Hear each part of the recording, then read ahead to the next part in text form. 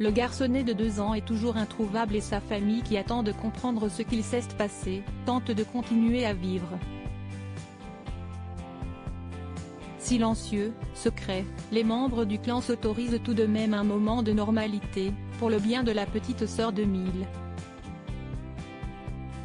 Voilà 18 jours que le petit Émile, 2 ans, a disparu du Haut-Vernay où il était sous la surveillance de ses grands-parents.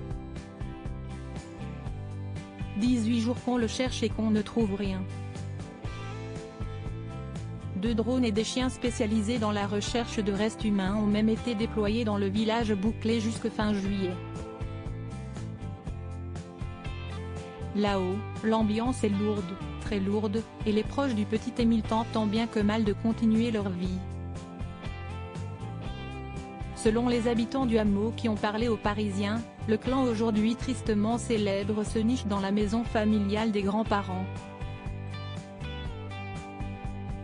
La randonnée est leur seule et unique sortie, enfin.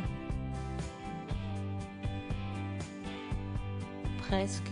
La grand-mère s'est tout de même récemment rendue au marché et a été vue au volant de sa voiture, comme le rapporte le quotidien. Seul endroit public qu'il fréquente, la piscine. Il ne parle à personne, sauf au maître nageur. Ils ont le droit d'aller à la piscine quand même. Ne serait-ce que pour occuper la petite sœur d'Émile, déclare une habitante à BFM TV. Il continue de vivre quoi, confirme le maître nageur de cette piscine très peu fréquentée aux Parisiens. Continuer de vivre, oui, mais dans une ambiance bien sombre, et pas que pour la famille. Alors que le village a été bouclé et permettait aux habitants de ne plus voir un nombre incalculable de curieux jouer les pseudo-enquêteurs, l'arrivée des drones agace certains habitants.